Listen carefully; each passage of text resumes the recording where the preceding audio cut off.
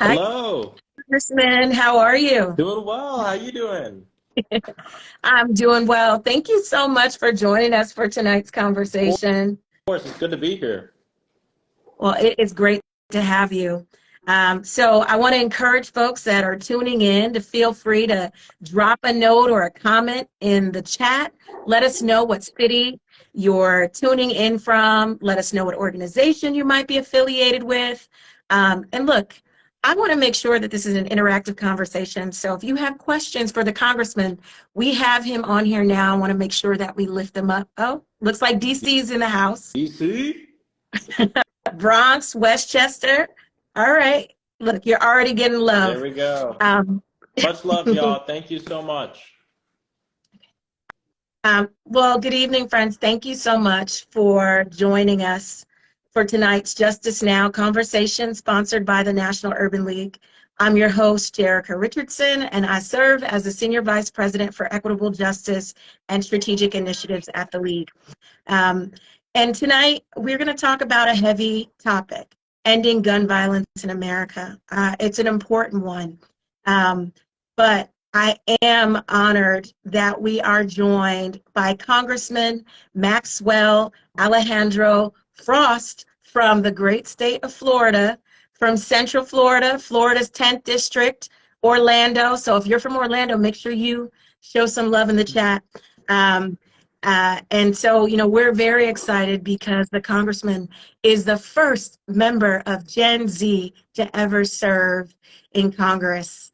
Congressman, thank you so much for joining us. Of course. Thank you so much for having me. It's great to be here, and thank you for all the work that you do at such an important organization. Well, thank you for your partnership. We really appreciate it. I want to jump right in, but I also want to kind of set the stage just because there are folks that are tuning in. I think a lot of folks that are in, we see a lot of Florida folks in the house, are familiar with you.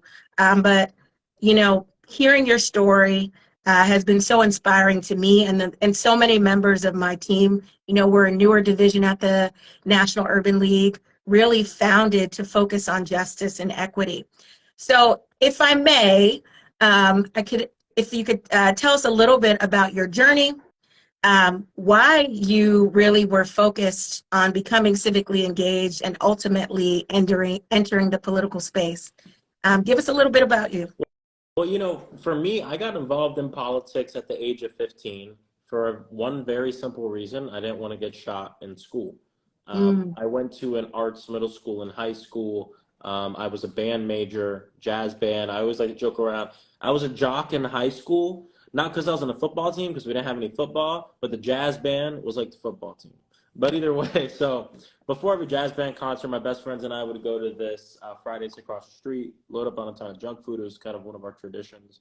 And I just remember being there before a show and us seeing on the television screens that somebody walked into an elementary school in Newtown, Connecticut, murdering 20 children and 6 teachers. And to be honest, I mean, I grew up, I was adopted at birth. I grew up in, middle class suburbia where daily gun violence was not a factor in my life. And seeing that, those images of those kids walking out of the elementary school with their hands in the air, their little book bags, it really got to me. I remember going to the concert that night and not being able to play right. I remember, playing and continuously looking over my shoulder at the exit because I was scared somebody would walk into that theater and give my friends and I, my family, the same fate that those kids had. And all that combined really pushed me to go to Washington, D.C. for one of the first times for the memorial.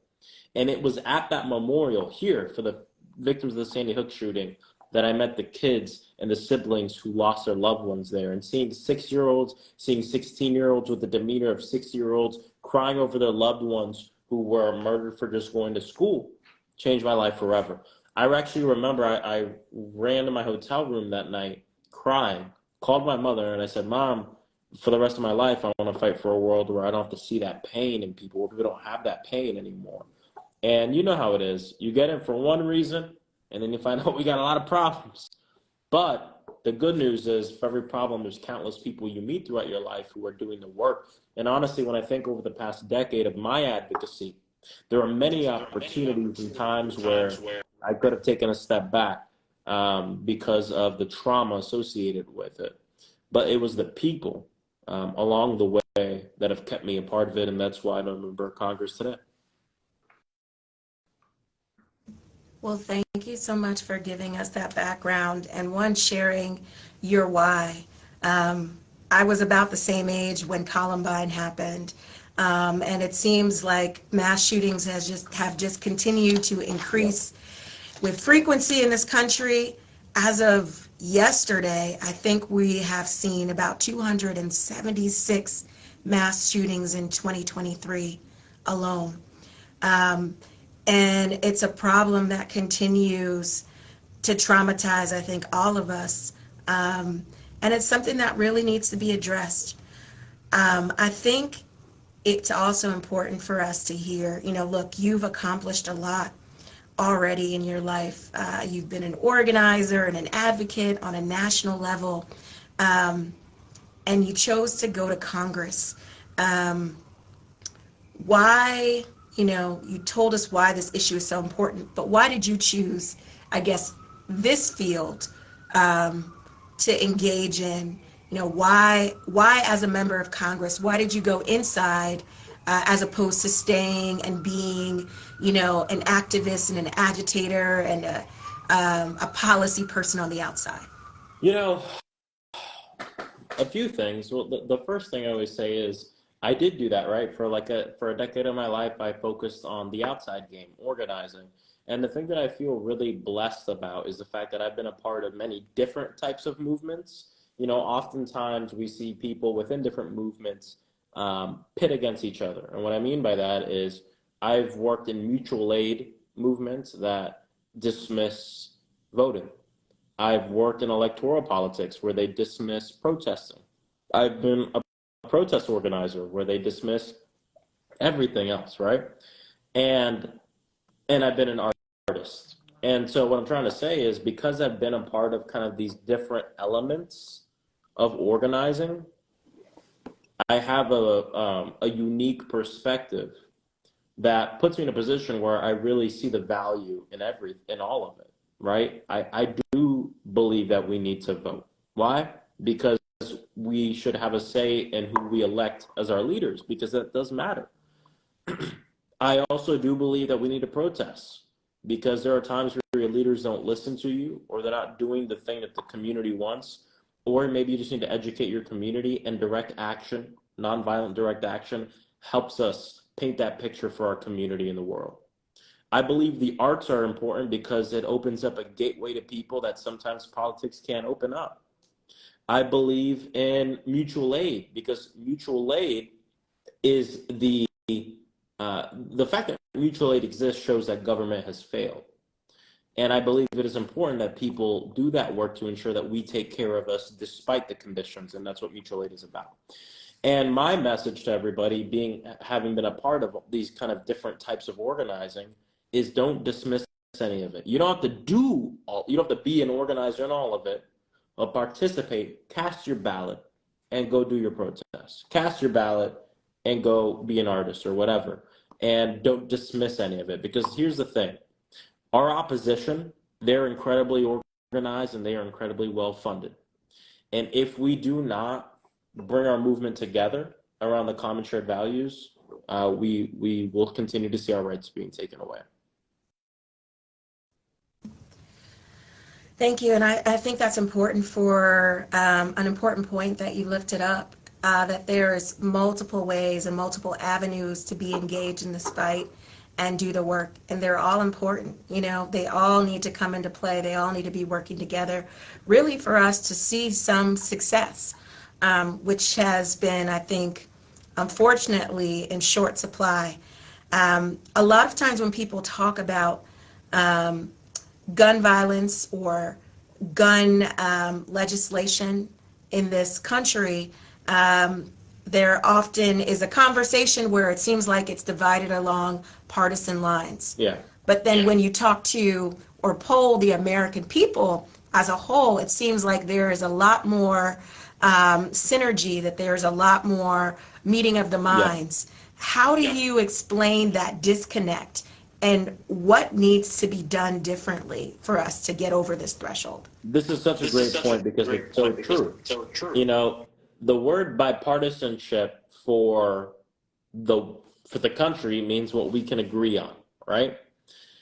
The word bipartisanship in terms of gun violence in the halls of Congress are what the NRA and the gun lobby are okay with. And that's a shame. I always like to point to universal background checks. Background checks are something that obviously a majority of Democrats are for. A majority of Republicans are for it. And guess what? A majority of NRA dues paying members are for universal background checks. So it begs the question, if most of the country is for it, why isn't it law? Isn't our job here to represent what the country wants, what our constituents want? And it is because of the influx of corporate money and influence within the halls of Congress. And I'll pinpoint it even more. Look at this. You got the NRA. The NRA claims to be an advocacy organization for the Second Amendment, and that is false, because advocacy organizations work on the will of their members. They advocate for their members and what they believe in. They are not an advocacy organization. They are a lobbying front, a lobbying group for gun manufacturers. They don't care about everyday gun owners. They care about everyday gun manufacturers, and it all boils down to that money. And the NRA and these gun manufacturers understand that if common sense gun reform, like universal background checks or red flag laws, we call them extreme risk protection orders, if those are passed, they will sell less guns and it will hurt the bottom line. No, it doesn't matter if it doesn't matter if it's at the expense of, I don't know, the leading cause of death being getting shot for kids in this country, or the fact that we lose 100 people a day due to gun violence. It doesn't matter to them. It hurts the bottom line. And because of that, they utilize their corporate money influence, and on top of that, the influence they have in the halls of Congress outside of that, to make sure that any bill relating to guns is DOA, dead on arrival. And that is what the problem that we're working through right now. It's an important point to highlight, and I think when I've been scrolling through the chat, there's a lot of comments on Florida. And so you talked about anything that's really gun reform, legislation related being dead on arrival, but things that are kind of the opposite of that are popping up and continue to pop up across the country. So let's take your state of Florida. There has been some significant changes related to gun laws. Governor Ron DeSantis signing the signing of HB 543 that most believe will negatively affect the safety of citizens of that state, mainly people of color. What's your take on that? So number one, I think it's important to go back and look at the number. A poll recently showed that a majority of Floridians are not for permitless carry, which is what it is. And what we see is Republicans will call it constitutional carry, but there's nothing constitutional about it. It's not about the Constitution. It's about selling more guns. And that's what's going on right here, is they want to make it so that way. That law essentially says any gun, any place, anywhere, any person. Most Americans do not agree with that. And I want to be clear, too, because oftentimes, on this debate, people think you're either, you hate gun owners, you hate guns, you want guns confiscated from people, or you want everyone to have a gun and everyone be armed to the tooth. That's not what I'm saying. And in fact, there's no one who's about going door to door and taking guns from people in the United States Congress. It's not a bill that exists that says that. But the right wing, and I hate to bring this to be partisan, but unfortunately for everyone listening, this issue is a partisan issue in Congress. But guess what? Bullets don't care if you're a registered Republican or Democrat. You're getting killed either way. You're getting shot either way. And so either way, it really all has to do with the fact that we have a party that has utilized this issue to turn out voters and scare people.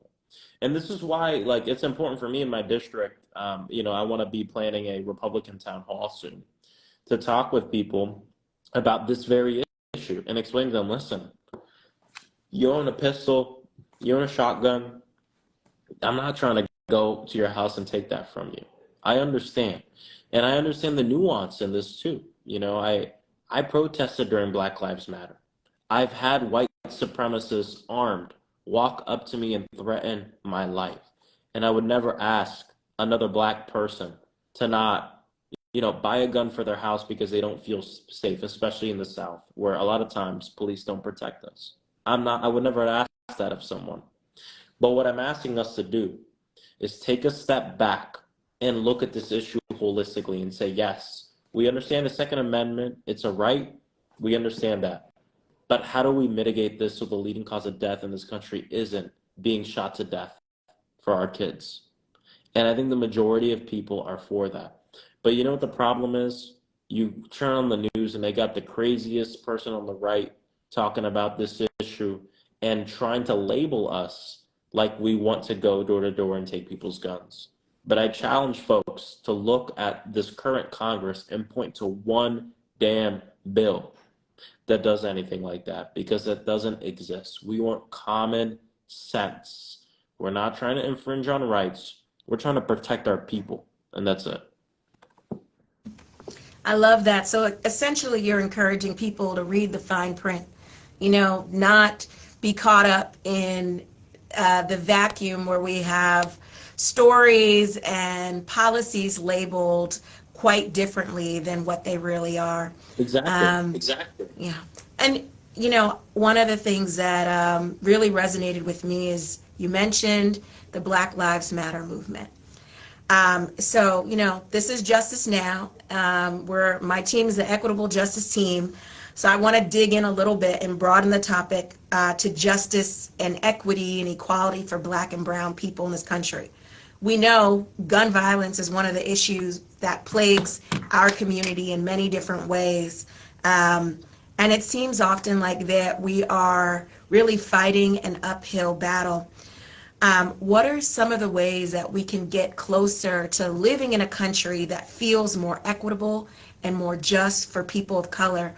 Are there any policies, laws, or legislation that you think should be enacted to get us closer to that space? A ton. I will have to plug my first bill that I introduced, which is the Office of Gun Violence Prevention Act of 2023. It's very simple. It creates a federal office of gun violence prevention, and believe it or not, we don't have that right now. We don't have one office in the federal government that works at ending gun violence day in and day out as their primary goal. We have multiple, probably 5 or 6 departments, agencies, organizations that work at this and sometimes coordinate with each other. I believe that a daily problem requires a daily solution and daily work. And so what this will do is create this Office of Gun Violence Prevention. Now, I want to be clear, because I was talking with people in my community about this. I am also tired of the task force. I'm tired of the commissions. I just want our people to stop dying. But this is more than a task force or commission. This is a department in our government that will work at not just providing recommendations, but aggregating data, ensuring that we're having, that the federal government's actually doing something about this issue across departments. It is not going to end gun violence in this one department, but it helps us push the buck forward, which is important. What else can we do? A few things. Number one, universal background checks. Number two, banning assault weapons. And before I move on, I have to say that the assault weapons ban happened already for 10 years in this country in the 90s. And mass shootings went to one of the lowest points that we've had in this country when we had that legislation.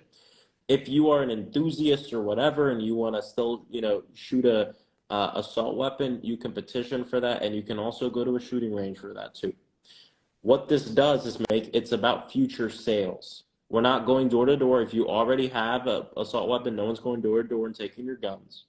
It is about ensuring that the safety of our people. Now, here's the other thing. A lot of times, and this is a problem on the left too, when we talk about ending gun violence, we only talk about regulating guns. And I want to be clear to everybody here, that is very important. But the other thing we need to do is look at conditions. Most gun violence are crimes of conditions, poverty, the climate crisis, housing.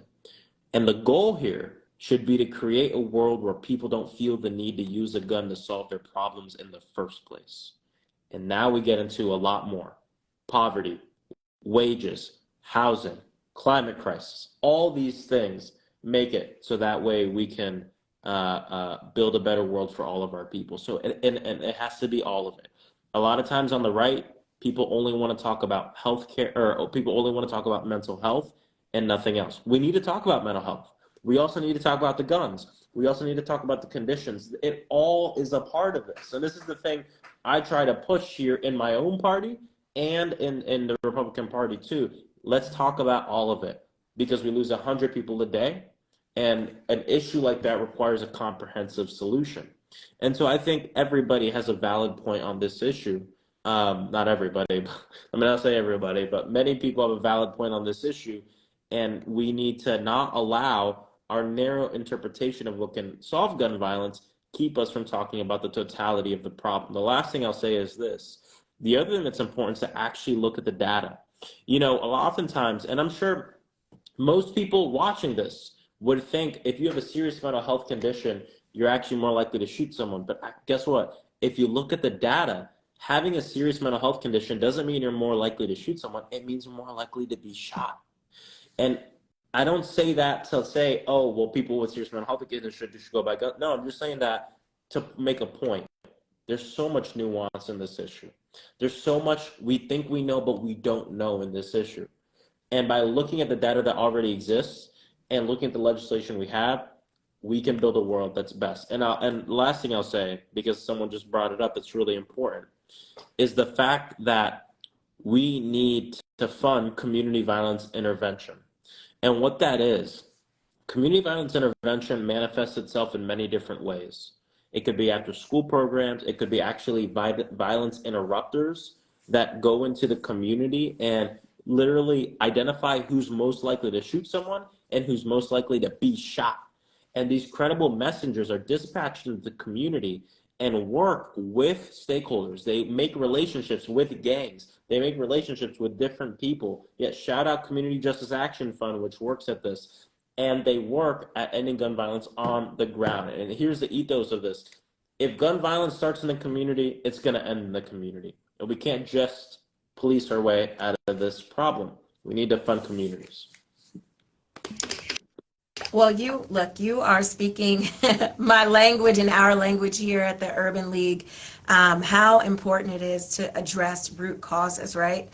Not just respond to the symptoms of the problem, but really get to the heart of these things. It's part of the reason in April of 2021 that we launched our 21 pillars for redefining public safety and restoring community trust. It's why we just recently, this May, held a national summit focused on the issue of violence in this country, gun violence, mass shootings, violence in our communities, and the like. And it's why we created a framework towards a new age for community safety. So I just want to encourage folks to check out those materials, their legislative toolkits, and we will definitely make sure that we highlight the legislative reforms and policy proposals that you have put forth. Thank you so much for your leadership, Congressman. It's something, these are living, breathing documents. And as we continue to see new recommendations, positive legislation, it's important for us to educate the public about what's out there, what exists, so they can advocate and try to replicate similar reforms in their communities. We know it's really tough what you're dealing with in Congress, and we also know how critically important it is for us to not just fight in the halls of Congress, but to make sure that we are fighting on the ground every day in our communities, in our cities, in our suburbs, in our rural communities. I mean, gun violence is an issue that spans the gamut. I mean, really doesn't matter where you are. And quite frankly, it's disconcerting when we think about where America fits in globally, yep. Right? We're ranked so high, especially when we look at our other counterparts. Very few nations are dealing with gun violence in a wealthy country like ours of this magnitude. So there is so much that we need to do. Congressman, I think this is really just scratching the surface of a conversation that we need to continue to have here at the League and in this country. I do want to acknowledge some of the comments. You were getting a lot of love in the chat. There was one person that said, Mr. Frost, I don't know if you're going to see this. He's going to see it. But you are a hero for our youth. Seeing someone young in Congress making change is inspirational. Greetings from British Columbia. I just think it's so important for not only for us to be talking about this issue, but really to be talking about it with you. Representation matters. So often when we are talking about government, we're talking about civic engagement. There's this false narrative out there that young people aren't engaged, that young people are apathetic, or that young people don't care. And I will say what we've seen in the past few years, and really even beyond that, is the exact opposite. Yep. And so your career, your mission, your fight really resonates with so many of us, and I just want to thank you for that and echo a lot of the thanks that we've seen in the chat. I do want to be conscious of your time. I know you're a busy man, but I do want to ask you, what's next for you? What are some of the projects or ideas that you have or want citizens to be aware of? How are folks that have tuned in today, how can they get involved in this work? How can they get involved in the fight? Well, I'd let people know, and also specifically with gun violence, we need voices on the local level to elevate these issues in every place of government. A lot of times we just think about Congress or just think about the president, which is important. We need federal legislation on gun violence. But guess what? Your cities, your counties, your state legislatures, even your school boards have a role to play in ensuring that we protect our people and that we achieve justice for everybody. And so my advice, if you want to be involved in this fight, is be involved at home. I just had another young person come up to me today and say, I want to run for office. What should I do? I'm thinking about moving to DC and this and that. You know what I said? I said, listen, if you're going to run for office, unless you're running in DC, ain't no one in DC voting for you. You got to go home and you got to get to work. And that's what I would tell everyone, not just in the eyes of running for office, but we need to go home and get to work. And that's where the majority of this change is going to happen. It's so interesting because in order to impact what happens in DC in the biggest way, you actually got to organize away from DC at home. And I think it's important that we work to elect legislators who actually give a damn about our lives, who are willing to see the world through the eyes of the most vulnerable in every legislation they put together, and not just say it in words, but do it in action. And the way you do that is by holding your legislators accountable. And that accountability, it's not a personal thing about hating a person. It's about preserving our democracy in its truest form. And because of money in politics, because of voter suppression and everything else, we don't have democracy in its truest form right now. And it's up to everybody on this call and everyone in this country to fight for that. And I think when we do that, we're going to begin to see the progressive legislation we deserve, not because you're left or right, not because it's Democrats versus Republicans, but because it's the people versus the problem. And I know that's the tradition of the Urban League, and I'm proud to be part of that tradition. So thanks for having me on today. Oh, well, thank you. I love that. You really have been just called into action, folks. So if you've been on, listen to the congressman. He's kind of giving you the blueprint. All politics is local. Although we want change in Washington, it starts at home. You got to start making the change happen on the ground. You got to start working in your communities and building in your communities. And really, that change that you're able to accomplish at home helps to start the groundswell, right? It helps to put pressure and influence on others. And so definitely encourage anyone that is interested in really thinking about running for office. We want more people to be upstanders and to get in the fight and do the work, but recognize you got to do the work on the ground as well. Congressman, thank you so much for joining us. It has been a privilege. We look forward to partnering with you. on this and a whole host of issues. I got the opportunity to follow you outside the Supreme Court when we were talking about student loans and debt forgiveness, which I know is a huge issue for so many of our members of our movement and a lot of our viewers on here. So I'll just say, I won't say goodbye for now. I'll just say to be continued. And thank you for all you do. And thanks to all of you who have tuned in tonight. Please do the work, get involved, do what you can. This is such a big issue, and we all have a role to play. So remember, y'all, the time for justice is always now. Take care and have a great night. Thanks, Congressman. Thank you. Bye-bye.